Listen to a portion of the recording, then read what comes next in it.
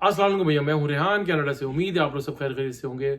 मेरी तरफ से मेरे तमाम इंडियन फ्रेंड्स को हैप्पी इंडिपेंडेंस डे।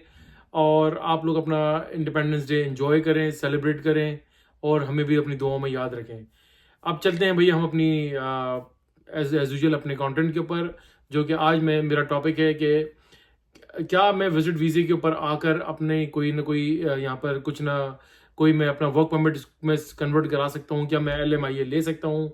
क्या मैं उसको अपने बिजनेस वीज़े में कन्वर्ट करा सकता हूँ? क्या मैं इसको स्टडी परमिट के अंदर कन्वर्ट करा सकता हूँ? ये सवालात हैं जो आजकल बड़ी तवातुर के साथ घूम रहे हैं और पूछे जा रहे हैं। अक्सर मैसेजेस आते हैं, बहुत सारे मैसेजेस आते हैं, लोग मुझे इनबॉक्स कर रहे होते हैं। तो इसका जवाब भैया ये है कि इन हालात को देखते हुए चीज़ें तो हो सकती हैं, बिल्कुल हो सकती हैं।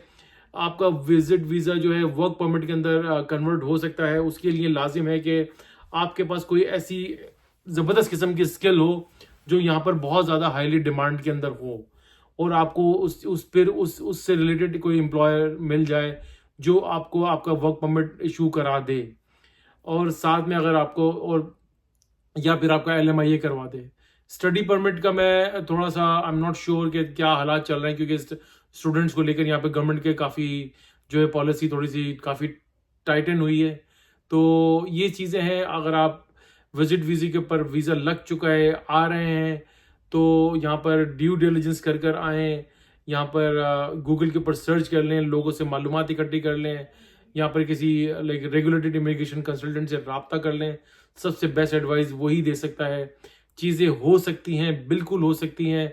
ऐसा नहीं है कि तमाम रास्ते कनाडा ने बंद कर दिए हैं। देखें, कुछ अगर वो 2 रास्ते बंद करते हैं तो वो 10 रास्ते खोलते भी हैं। उसके लिए सबसे बेस्ट स्ट्रैटेजी होती है आपकी लाइक वेटिंग होती है। Waiting is the best strategy, और आपने बिल्कुल सब्र से काम लेना है, काम होकर काम चलना है, जल्दबाजी नहीं करनी, नौसरबाजों से बच के रहना है। जिन्होंने कसाईयों की तरह यहाँ पे लोगों को ज़िबा किया, यकीन करें कि लोगों के हालात ख़राब कर दिए। LMIA के नाम पर कितने यहाँ पर गेम्स हुए हैं, कितने फ्रॉड हुए हैं। यानी कि 30,000 से लेकर 50,000 तक लोगों से यहाँ पे चार्ज किए गए, जिसका गवर्नमेंट ने को बखूबी अंदाज़ा भी हुआ और उनको पता भी चल गया। इसके बाद उन्होंने अपनी पॉलिसीज़ को चेंज करना शुरू करा। देखिए, उसका सबसे बड़ा ट्रिकल डाउन ये आया कि LMIA को उन्होंने एक साल से कम करके उसको 6 महीने के ऊपर कर दिया, जो कि बड़ा ही यानी कि बहुत मुश्किल ही चीज़ हो जाती है। एक तरीके से 6 महीने के बाद फिर आपने अपने आप को वर्क परमिट के अंदर कन्वर्ट कराना है। तो गवर्नमेंट को ये सब चीज़ें आहिस्ता-आहिस्ता उनके ज़हन में आती जा रही हैं, माइंड में आती जा रही हैं, और डे बाय डे उनकी पॉलिसीज़ को जो ना इन्हीं चीज़ों को लेकर वो चेंज कर रहे हैं। और सबसे पहले जैसे मैंने आपको कल के व्लॉग के अंदर भी कहा था कि देखें, अगर आपके पास विजिटर वीज़ा है, वीज़ा लग चुका है माशाल्लाह से, अगर आप यहाँ पर आ रहे हैं तो अपनी फाइल को पढ़कर आइएगा, 10 बार पढ़कर आइएगा। जिस कंसल्टेंट के थ्रू आपने अपना वीज़ा लगवाया है, उसके साथ डिस्कशन कीजिएगा कि मैं किस बेसिस के ऊपर मैंने यहाँ पर वीज़ा अप्लाई किया था। अगर आपने अपने ओन के ऊपर किया था तो वेल एंड गुड, वो आपको अपनी चीज़ें पता है कि यार मैंने क्या-क्या चीज़ें की थी। समटाइम वो भी ओवरलुक हो जाती है, लेकिन आप उन चीज़ों को ज़रूर गो थ्रू कीजिएगा। क्योंकि कनाडा की गवर्नमेंट जो है वो पॉलिसी चेंज करने जा रही है कि वो इंटरव्यू अब पोर्ट ऑफ एंट्री के ऊपर होगा। बाकायदा आपका इंटरव्यू होगा यहाँ पर। जब आप यहाँ पे लैंड करेंगे, आपसे सवालात किए जाएंगे कि आप किन बेसिस के ऊपर यहाँ पर आपने वीज़ा अप्लाई किया था। आपकी एप्लीकेशन से के अंदर ब्रैकेट के अंदर रहकर ही वो आपसे सवाल करेंगे। जहां आपने दाएं बाएं करा, उनको ज़रा सा शक हुआ, आपको रिस्ट्रिक्टेड कर दिया जाएगा या आपको डिपोर्ट कर दिया जाएगा। और गलत बयानी के ऊपर यकीन करें कि यहाँ पर आपको 5 साल का बैन भी लग सकता है। तो खुदारा मैं बार-बार अपने व्लॉग के अंदर यही कह रहा हूँ कि लोगों से बच के रहें। ये फ्रॉडस्टर जो घूम रहे हैं, आप लोगों को बेवकूफ़ बना रहे हैं। सादा लोग यानी ये कि लुट गए, लोगों को लूट लिया। आप लोगों को कसूर देखें, आप लोग अभी हम आपको समझाते हैं, लेकिन आप लोग फिर भी सुनने को तैयार नहीं होते। जब हम आपको समझाते हैं, हम आपको राइट पैथ बताते हैं, तो आप बोलते हैं कि नहीं यार, फलाना बंदा तो ये कह रहा था, वो तो उसमें इतने में करा देगा। तो भाई वो रास्ता फिर आपके लिए ओपन है, हम वो काम नहीं करते।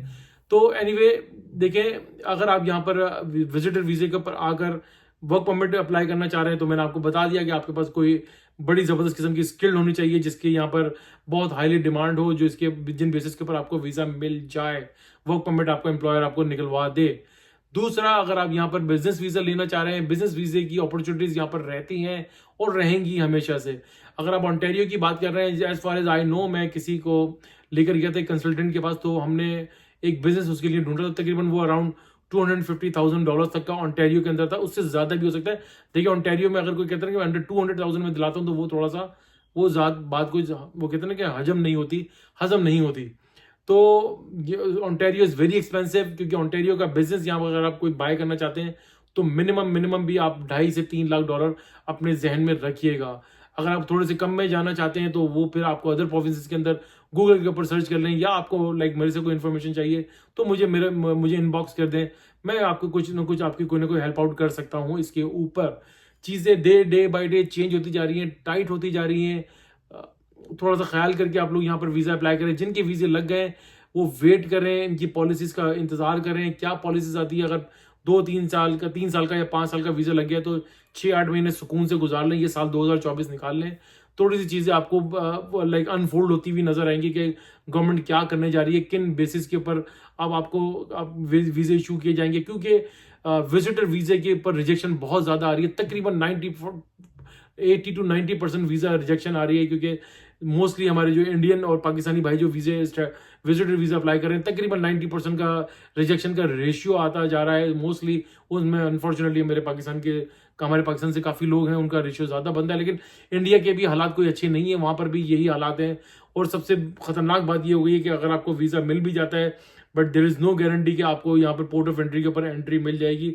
अगर आप उनका इंटरव्यू क्लियर कर देते हैं देन आपको एंट्री मिल जाएगी, अदरवाइज आपको रिस्ट्रिक्टेड 10-15 दिन के लिए कर दिया जाएगा, या फिर आपको डिपोर्ट कर दिया जाएगा, या आपको 5 साल का बैन लगा दिया जाएगा अगर आपने गलत डॉक्यूमेंटेशन के साथ कोई ना कोई चीज़ की। लेकिन मैं अभी भी आपको एक होप हमेशा दिलाता रहता हूँ कि चीज़ें ख़त्म नहीं हुई हैं, चीज़ें चल रही हैं, लेकिन चीज़ों को थोड़ा सा टाइट किया जा रहा है। लेकिन वो चीज़ें टाइट हो जाएंगी, वो चीज़ें जब खुल जाएंगी ना, तो उसके अंदर आपने अपने आप को देखना है कि मैं अब इस चीज़ के अंदर फॉल करता हूँ, और मैं एक प्रॉपर रेगुलेटेड इमिग्रेशन कंसल्टेंट को लेकर उसके साथ अपनी स्ट्रेटेजी बनाता हूँ, उसके साथ मैं अपना वीज़ा प्रोसेसिंग करता हूँ, बजाय मैं किसी ऐसे बंदे को जिसका कोई बैकग्राउंड हो, जिसने कनाडा कभी विजिट ना किया हो, वो वहां से बैठ के अगर आपको बोलता है कि मैं तुम्हारा वीज़ा लगवा दूंगा, भाई ख्याल कीजिएगा, थोड़े से पैसे ज़्यादा दे दें, यहाँ पर रेगुलेटेड इमिग्रेशन हायर कर लें, और वो उसके साथ अपनी जो है वीज़ा प्रोसेसिंग करें। तो ये सब चीज़ें थी जो मैं आपको बताना चाह रहा था। चीज़ों को थोड़ा सा आसान, अल्लाह करे आपके लिए आसान हो जाए। मैं तो दुआ कर रहा हूँ कि यार ये सब चीज़ें आसान हो, सब लोग खैर खैरियत से यहाँ पर आएँ, चीज़ें खुल जाएँ, ओपन अप हो जाएँ। लेकिन right now things are getting worst, चीज़ें बहुत वर्स्ट होती जा रही हैं। पॉलिसीज़ को बहुत ज़्यादा टाइट किया जा रहा है, डे बाय डे टाइट किया जा रहा है। हर बार हर अपने व्लॉग के अंदर मैं यही बता रहा हूँ कि अगला इलेक्शन पानीपत की लड़ाई जो है यहाँ पर कनाडा के अंदर लिबरल्स और कंजर्वेटिव की इमिग्रेशन के ऊपर लेकर होगी। तो इसलिए लिबरल्स जो हैं यहाँ पर अपने आप को थोड़ा सा पीछे कर रहे हैं यहाँ पर, और आहिस्ता आहिस्ता अपनी पॉलिसीज को चेंज कर रहे हैं। और आई होप कि अगर वो दोबारा इलेक्शन जीत गया तो चीज़ें फिर खुल जाएंगी, फिर चीज़ों को देखा जाएगा। फिलहाल इतना ही कि अपना थोड़ा सा बहुत ख्याल करके अपनी चीज़ों को लेकर चलें। हार्ड एंड मनी है, बहुत मेहनत का पैसा है, ख्याल से इसको भैया लगाएं।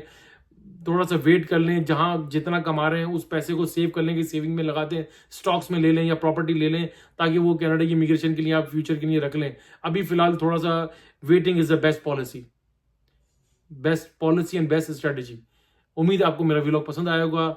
वीडियो अच्छी लगी तो प्लीज़ लाइक करें, सब्सक्राइब करें, बेल आइकन का बटन जरूर दबाइएगा, शेयर करना ना भूलिएगा। दुआ लीजिए, दुआ में बड़ी ताकत है। सदका खैरात चैरिटी करते रहा कीजिए, ये आपको बड़ी बड़ी परेशानियों से बचाती है। इंशाल्लाह ताला नेक्स्ट व्लॉग के साथ फिर हाजिर होऊंगा, तब तक के लिए अल्लाह हाफिज़।